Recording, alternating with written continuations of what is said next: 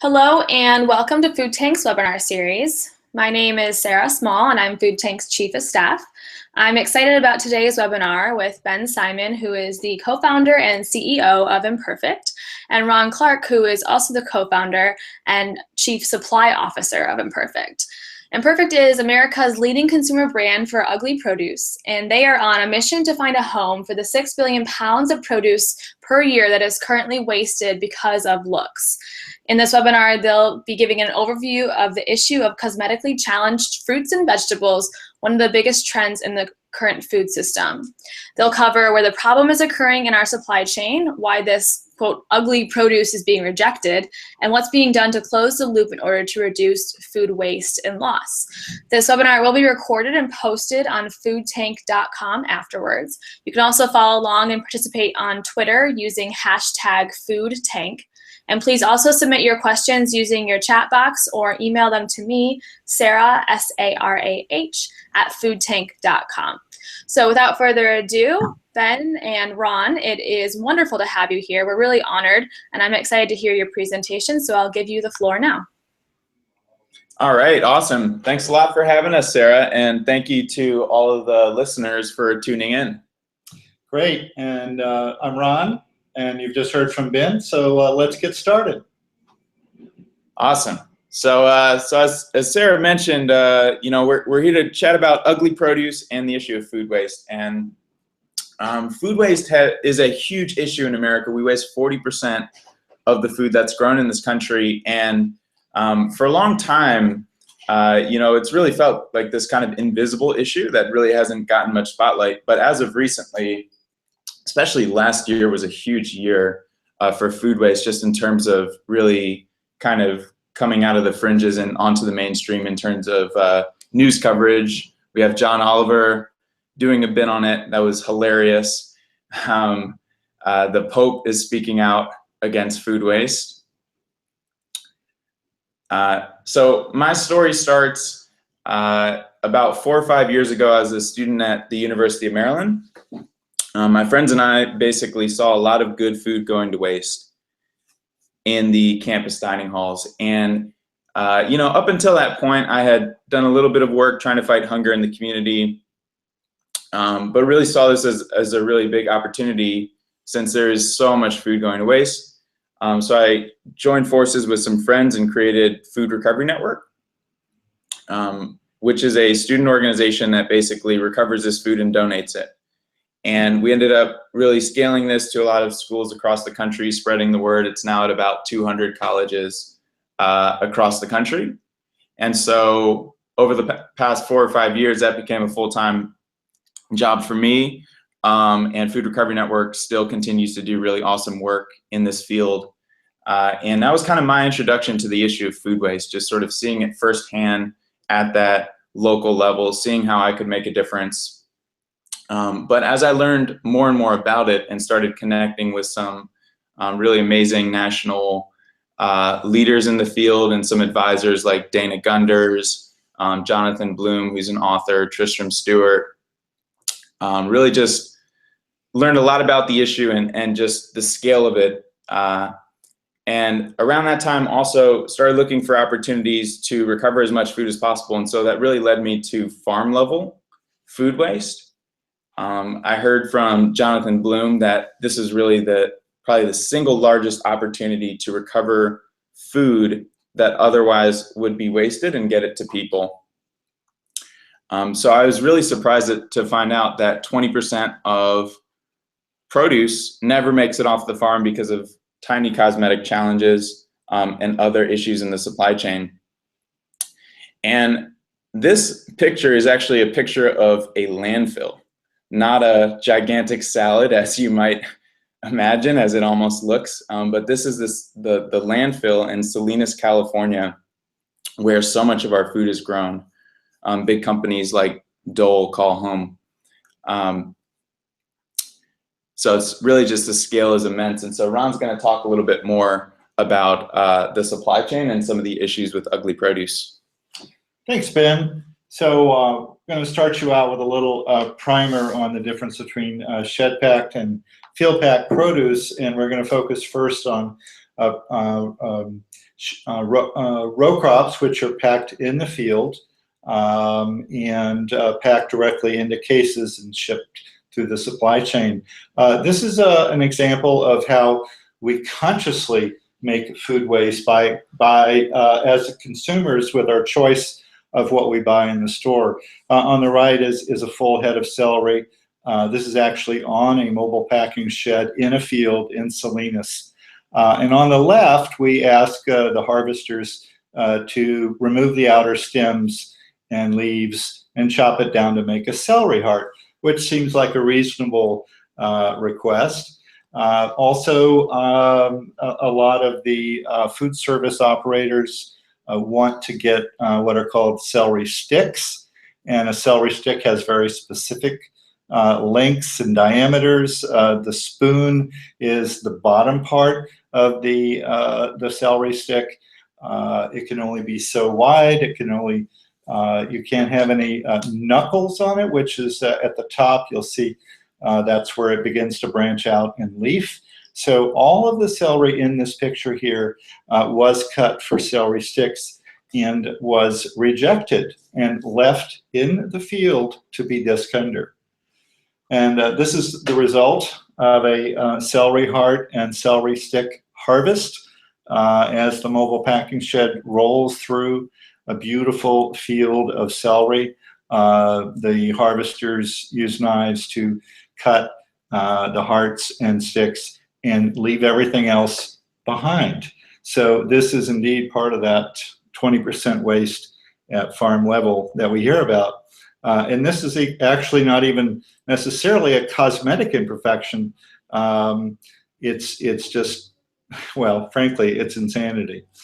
My background in coming to this was through the California Association of Food Banks, and we were trying to gather some of this field waste and get it to low-income families across California.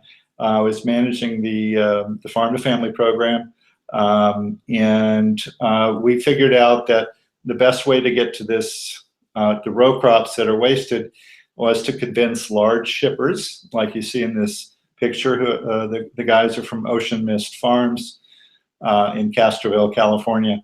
And we asked them to retrain their workers to pick broccoli, cauliflower, and celery that is below their grade standards. In other words, what retail stores would reject, and pick it especially for us and put it into these RPCs, reusable plastic containers. You see that little black plastic box in this photo, all of the broccoli in there would have been disc. It was amazing to us how tight the specs are and how little tiny imperfections will cause the harvesters to walk right by it, and then for a large tractor to disc it later in the day. This cauliflower is the very same is the very same product. Uh-oh, excuse me. Oops. Actually, sorry, click on this. Go ahead. There you go. Little sorry, ladies and gentlemen. Glitch. We'll, all right. Hopefully that fixes it. This cauliflower is also picked by Ocean Mist. Every head of cauliflower in this picture would have been disc, but we rescued it for food banks. Like, for instance, the big head of cauliflower in the bottom has a little bit of sunburn, so the creamy white cauliflower color changes and darkens, and consumers would pass that by at stores. So this is another example of food waste at farm level.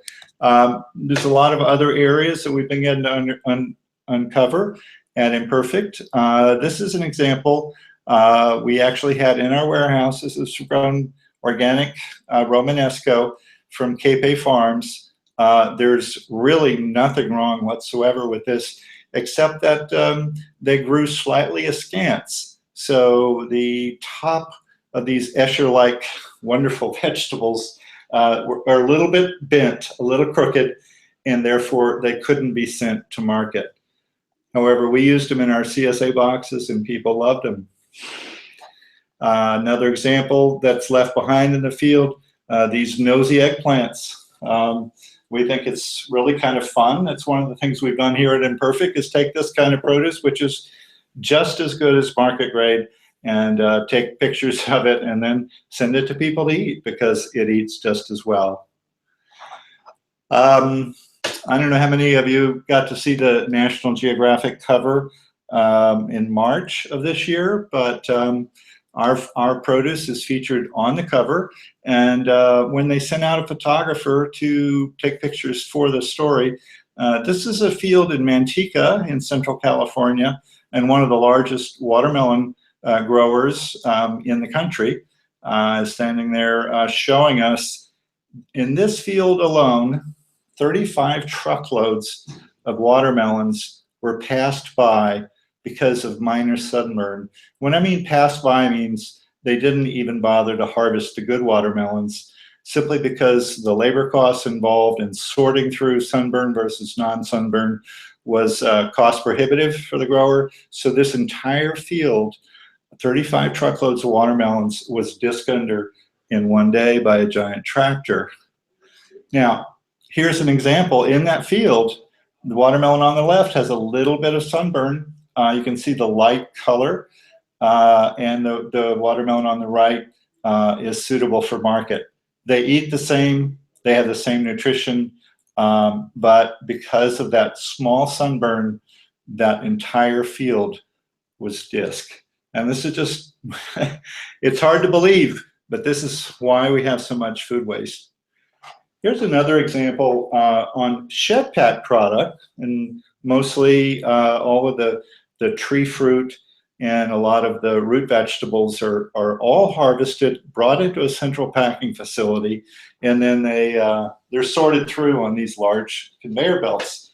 This is a picture taken inside a packing shed of cuties, and you can see the caliper is measuring the diameter. All of these mandarins that you see were undersized. They didn't make the minimum 1 3/4 inch diameter required by the supermarkets to pass as cuties. And you notice they're all beautiful, they're juicy, they're flavorful. These could not make it to market because of that one speck. Here's another example of some mandarins actually at our warehouse in Emeryville. And these were rejected because of minor surface scarring, even though this fruit was delicious and perfectly nutritious. Awesome, thanks a lot, Ron. So just to tell you guys a little bit more about Imperfect. So we saw this happening, and I had been sort of experimenting with this concept of basically selling people produce that otherwise would be wasted. And Ron had been working with the food banks and doing about 140 million pounds per year of this product from California farms to California food banks.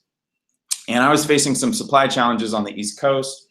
Ron really had the supply and the knowledge. So we joined forces. We brought together a third co-founder who had also co-founded Food Recovery Network with me before this, and formed Imperfect. And so, we really knew that people would be willing to buy this stuff. A lot of it is just really a branding issue. And so with Imperfect, a lot of what we're trying to do is sort of tell that story and rebrand this issue from this product away from being, seen as worse, and instead just being seen as beautiful and different and unique. And so our core business model with Imperfect is to basically sell big heaping boxes of ugly produce for 30 to 50% cheaper than grocery store prices. So we get the produce for cheaper from farms, and then we pass those savings on to consumers. And our boxes are fully customizable. So as a subscriber to Imperfect, you basically log on each week and click which items you do want, which items you don't want. So as I was mentioning, we try to have a lot of fun on social media. We really try to do a lot of storytelling. We've gotten really into googly eyes. recently with the produce. And there's definitely a lot of fun happening on social media. The issue of ugly produce has really gone viral over the last year or two. There's a lot of the press coverage Imperfect's gotten. It's been really, really amazing to just have gotten this response from people. And as Ron mentioned earlier, this is our produce on the cover of National Geographic. So it was really, honestly just crazy and just completely, a shock to have gotten that email that they want us to be on the cover, and to have been able to sort of handpick this produce out of our warehouse and ship it to them for their photo shoot, and then see it a few months later on the cover. It's, probably one of the coolest things of our career so far, I think. And, so this is our customer growth as a business. Just to show you, this is more than just kind of trumpeting an idea. It's really a solid business. We do about $3 million in annualized revenue right now. We've had really steady customer growth. Started last August with about 150 customers our first order, and have gone up to this month about 2,800 orders per week, which is the equivalent of about 4,500 customers. And that's with a really small delivery area as well. We currently have about 1 in 80 residents in all of Berkeley and Oakland are subscribers to Imperfect. And we're just expanding this month to the rest of the Bay Area, and later this year to the whole state of California. A big part of what we do at Imperfect is also creating a retail line, branded line for ugly produce and retail. And so we've kind of bounced around a bit. We've started working with a grocery store called Raley's, and basically realized we want to be focused on kind of brand building instead of buying and selling the produce. So we license our brand to growers. So it's basically a platform for any grower who has ugly produce to be able to bring their product to market under the Imperfect brand. And we license the brand to them and create the artwork, do a lot of the demoing in stores and stuff like that. And they pay us a fee per case of produce that they sell under our brand. And so we're starting out working with Whole Foods, and we've been talking to some other retailers as well. This is our team. We have about 20 full-time staff out of our warehouse in Emeryville, California.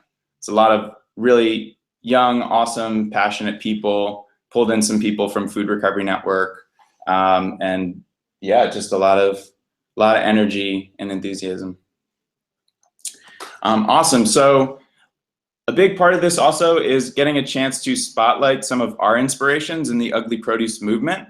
That sort of inspired us to make this life change and go out here and do this, as well as just some other newer startups that have cropped up across the country and across the world. So starting with Intermarché in France. Intermarché is France's third largest retailer, and in 2014 they created a really groundbreaking campaign called Inglorious Fruits and Vegetables, and it really took the world by storm. I mean, just so many people, even in America, heard about this campaign. They did a really, really amazing job. They had TV ads going, they had posters and billboards all across France, and really raised a ton of awareness and got a ton of media attention. And what I think was really special about this campaign is that it was really one of the first times that on a massive scale, this cosmetically challenged produce got rebranded as ugly produce in a positive light and had a positive reaction from consumers. So I think that was really key. And that happened back in like summer 2014. And since then, even though they weren't actually technically the first grocery store to do ugly produce, it has spawned a ton of other retailers across the world in Europe, in Australia, South Africa, Canada, and now in US with Imperfect, to take up ugly produce. This is another inspiration to sort of do the CSA model. So this is a startup called Fruta Feia in Lisbon, Portugal. And they've been selling ugly produce in the CSA model since 2013. And to me, they also win the award for coolest logo. That is their logo on the right-hand side. And I just really think that their branding and artwork is really great. Here's another really cool startup. It's called Spade and Barrel. And they're based in Australia. And so they do two things. So they're actually primarily selling it wholesale, basically as a distributor. And they recently got acquired by Aussie Farmers Direct, which is, I think, the largest sort of straight fresh from farm ingredients, straight to your doorstep online grocery store in Australia. And the second thing that they do is offer a CSA box program similar to what we do at Imperfect and Fruta Feia as well, to offer that sort of B2C model. And that is called Naked and Fresh. Moving on to sort of the advocacy side of things, there's been, I think, sort of this undercurrent of awareness that's been happening in ugly produce the last year or two. There's just been a bubbling up of media coverage and tweets and people talking about it and looking for ugly produce at farmers markets and anytime they grocery shop. There's been change.org petitions. So I think one of the key drivers in this movement has been an organization called Feedback, and they put on an event called Feeding the 5K. And this is their founder, Tristram Stewart, who is one of our advisors here at Imperfect. And they basically source ugly produce from a community and hold a huge event where they feed 5,000 people like a big soup or stew or meal made from ugly produce in a public square. And so through that channel, they're able to raise a lot of media attention about it and a lot of awareness. Here's another one of our advisors, Jordan Figueredo, who has an @uglyfruitandveg Twitter handle, Facebook page, Instagram, etc. He's also just been raising a ton of awareness. This is a screenshot of a tweet that he put out yesterday, the ugly carrot police lineup. So he really, he does a great job with it and has a lot of fun and has really spread a lot of awareness about the issue. And another thing that he's been doing is change.org petitions to basically use the follower base that he's built up on social media and encourage them to also take action for ugly produce by petitioning major retailers. So this actually led to Imperfect being connected to Whole Foods to partner together on ugly produce. And he's currently now really focusing in on Walmart.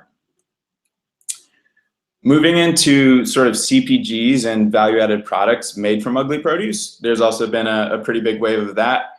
Here's one of my favorites. It's Misfit Juicery, based in Washington, D.C. I think they do a really great job with their branding and storytelling. And from what I understand, they've had some really, really great growth recently over the past year or two. And out here in California, there's actually two fairly similar businesses that are both offering sort of B2B online marketplaces for ugly produce and surplus produce. And the first is Surplus.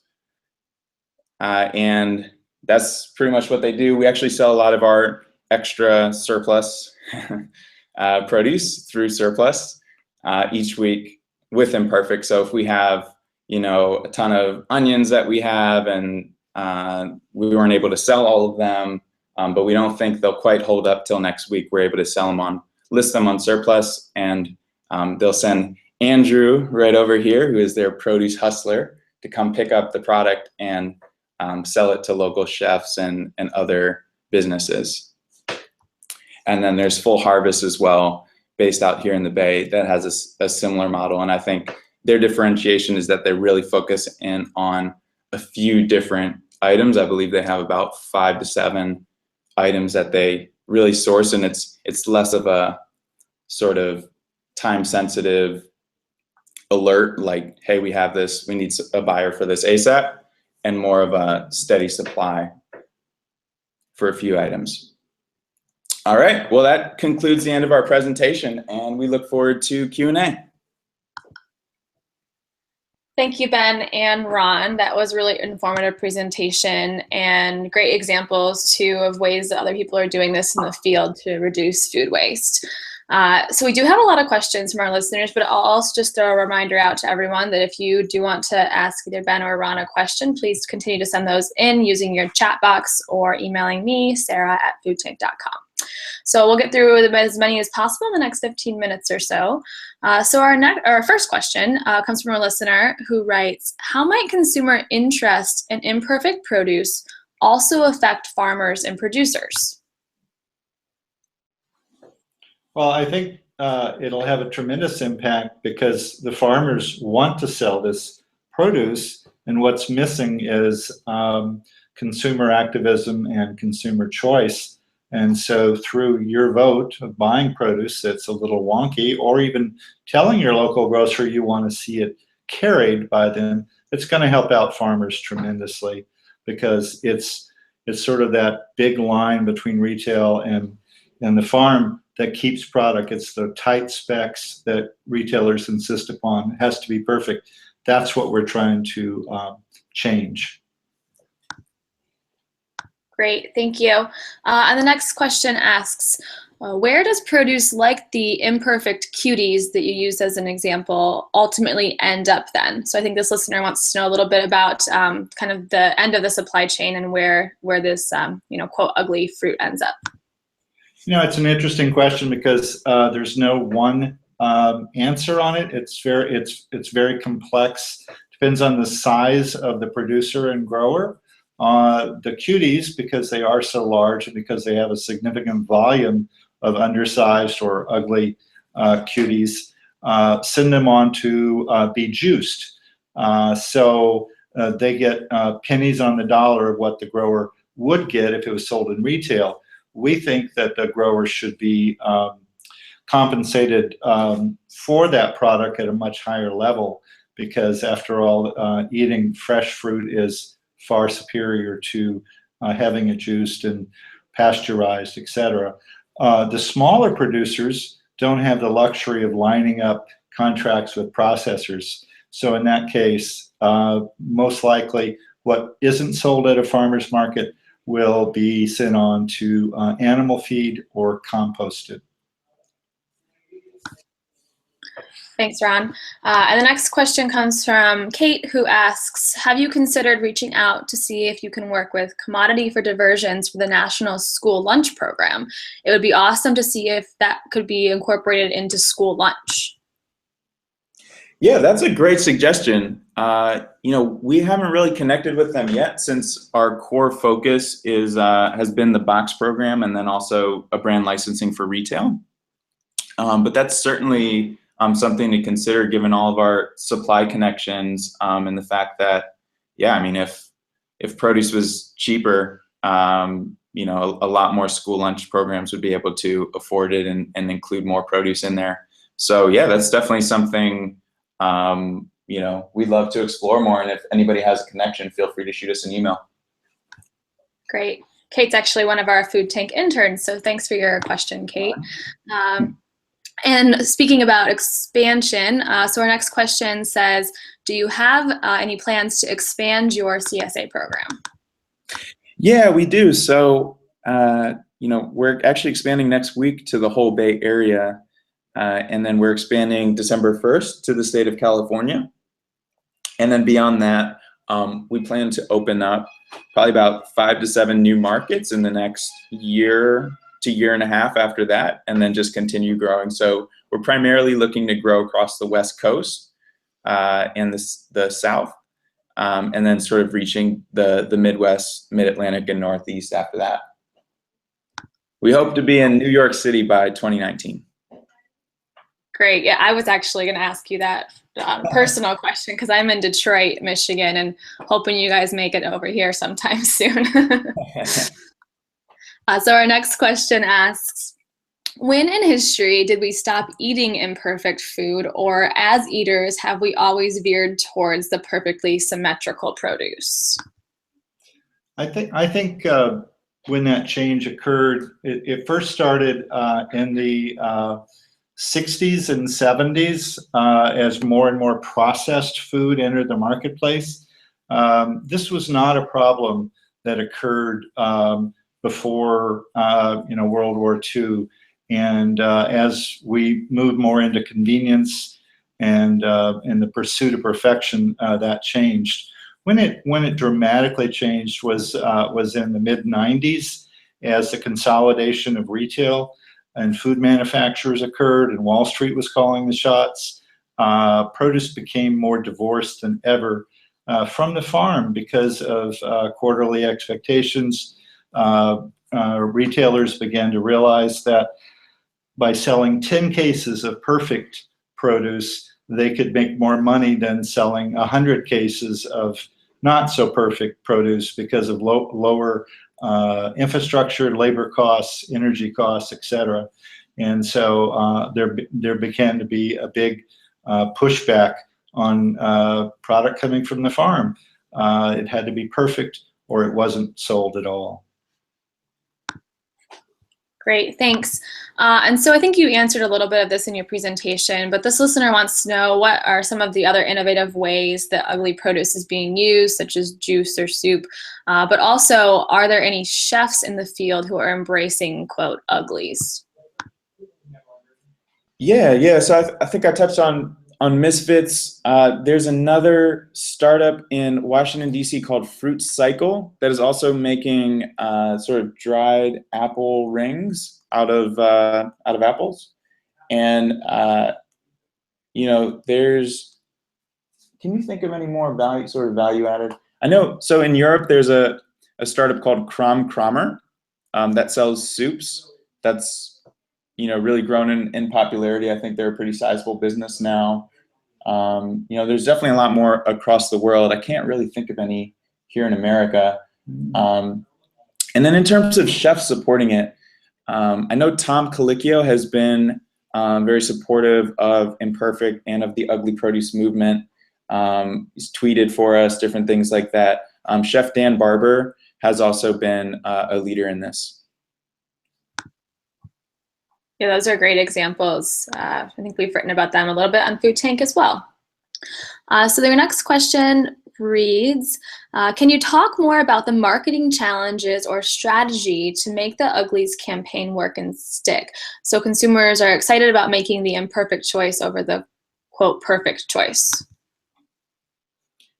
Yeah, absolutely. So, our main strategy with Imperfect, I would say, is to really come out like really loud and proud with how bizarre some of these look. So like if you look at this slide right now, this thank you slide with this heart-shaped potato, our logo is actually a heart-shaped potato. We capture what we call the ugly produce celebrities, sort of the VIPs, the very imperfect produce, the 1 or 2% of these uglies that really look bizarre and look either like real people that we can sort of personify, as can be the case with different carrots, or they look like a heart, or they look like something that we know. So we try to anthropomorphize them and try to basically bring out their character through googly eyes, through different things like that. And basically, instead of sort of trying to make this blend in, really trying to make it stand out. And I think that's been really key, because if you actually look at certain retailers who try to make it blend in, it hasn't really worked as much, because it then ends up being kind of a discount brand, and people are just like, okay, well, why is this cheaper? I don't really get it. So that's really been our main strategy. I think one of our main challenges has been that we quite frequently hear from people, oh, I'm not sure why this was imperfect. Even though we educate people, educate our customer base every week, we have it on our web portal, we have an insert that goes in the box that explains why one of the items was imperfect, different things like that. But in large part, the average item, while we have certain items that are more celebrities, that's such a small portion, like 1 or 2%, as I said. The vast majority of them will be like a plum that's like the perfect plum, but it's like a tiny bit too small, or it's got a little scar on it, or different issues like this, or it could even be a surplus item. So it's totally #1 grade, but it's just there's too much of it. So I think we get a lot of questions like that. I'd say that's a pretty big challenge, is just like helping people to understand what's wrong with it. And I'd just say another challenge is that sometimes it'll be, we just need to know where to draw the line. And there'll be certain things, like it'll be an insect, it'll be, you know, you'll see like little dots on it, like scaling due to insect bites on a tiny level. It's still perfectly good. You can absolutely cut around it. There's no food safety issues. It's completely skin deep, but it's pretty horrific to get in your box each week. So certain things like that. And also, you know, in terms of why it's imperfect, you don't really want to hear that it's insects bit it, you know, or at least some people don't. So I think it's just kind of drawing the line and on an item by item level, really just, you know, trying to understand sort of the best way to frame this for people, so that they can get it and not be appalled when they open their box. That's really interesting, and hopefully our listeners today can then continue to spread that story into their communities as well. So our next question reads, do you have any numbers or stats so far in your work to show how much food waste is reduced by eating imperfect fruit and vegetables? Yeah, so currently we're doing about 150,000 pounds per month of produce. So, and the majority of that is produce that would have either gone to animal feed, landfill, compost, or been tilled under. Great. Yeah, that's a lot, and it sounds like you're expanding into more markets, so it'll be even greater in the future. So we have just one more time for one more question, and it reads, as a consumer, one thing I do to reduce waste is choose the less than perfect produce in the grocery store, like the apple that isn't perfectly round, because I don't think anyone else is going to pick it up and put it in their cart. What are other ways consumers can play their own part in reducing waste or embracing the quote ugly? Yeah, well, one thing that consumers can do to reduce waste is really only buying what you're going to eat and really doing active meal planning. It sounds simple, but I think there's just a tendency to kind of get lazy and you get into the supermarket and then you buy all these impulse buys that you may not end up eating later. And so I think really just like making a list before you go grocery shopping is really helpful. Also making sure to make great use of your freezer. Oftentimes freezers go underutilized, and like you can totally just preserve the condition of produce in a freezer most of the time. You know, if something is going bad. Any other suggestions you have, Ron? Yeah, I really like the idea of managing your refrigerator, so to speak. And you know, in my own personal life, my wife and I will take fruit and cut it up and either dry it or simply put it out on a sheet pan, stick it in the freezer, let it individually freeze, and then bag it.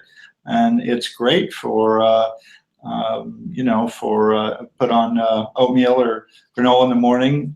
You can make fruit sauces with it. So really, I think we just have to get back to, you know, what would you do if you were off the grid, or if you're living, you know, you're living on a desert island. We have to look at food differently and understand that it's a precious resource.